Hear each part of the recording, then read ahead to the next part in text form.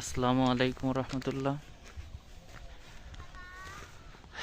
বাবা চলে যাওয়ার পরে বাড়ি ছেড়ে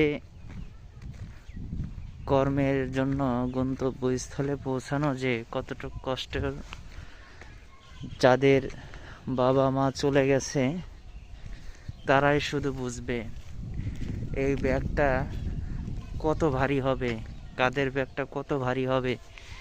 আর মনের কষ্টটা তো বলাই যাবে না।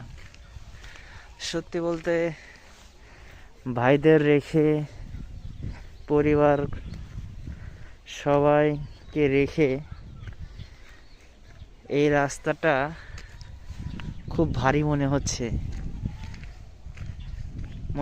সব কিছু এখানেই রেখে যাচ্ছি।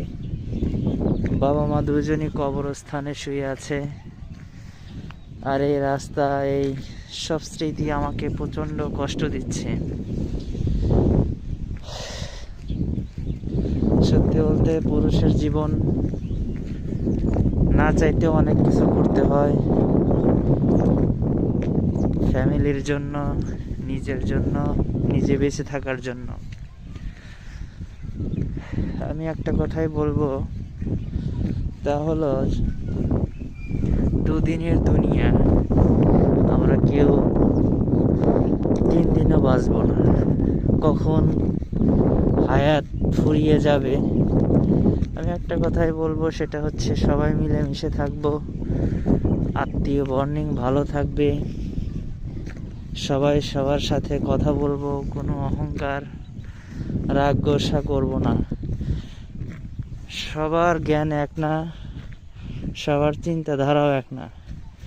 একজন আপনাকে কষ্ট দিলে উল্টা যদি আপনি তাকে কষ্ট দেন, এটা উচিত হবে না।